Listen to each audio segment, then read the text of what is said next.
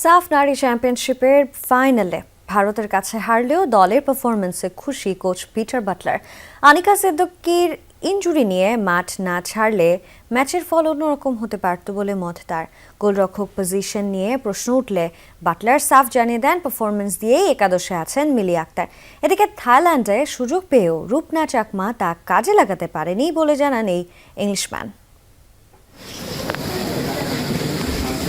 ক্লান্তি আর হতাশায় নিমজ্জিত বাংলাদেশ নারী ফুটবল দল। হিমালয় কন্যার পাদদেশে টানা দুইবার নারী সাফ জিতে যে ইতিহাস গড়েছিল লাল সবুজরা, সেটি আর আরব সাগরের পারে বিস্তৃত করার সুযোগ হয়নি। ভারতের কাছে ফাইনালে হেরে সেই স্বপ্নটা ভঙ্গ হয়েছে টাইগ্রেসদের। যদিও শিষ্যদের পারফরমেন্স নিয়ে সন্তুষ্টির কথা জানান কোচ পিটার বাটলার।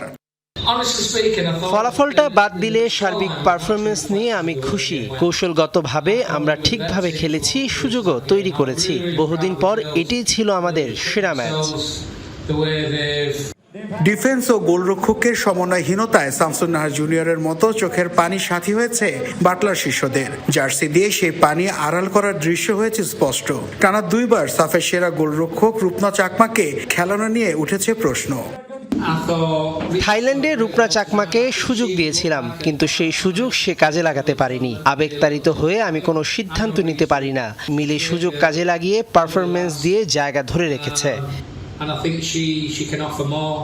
হারানো সাম্রাজ্য ফিরে পাওয়ার দিনে ভারত যখন সফল হেক্সা মিশনে আনন্দে উদ্বেলিত, তখন আড়াল থেকে তা দেখছিলেন আনিকা রানিয়া সিদ্দিকী।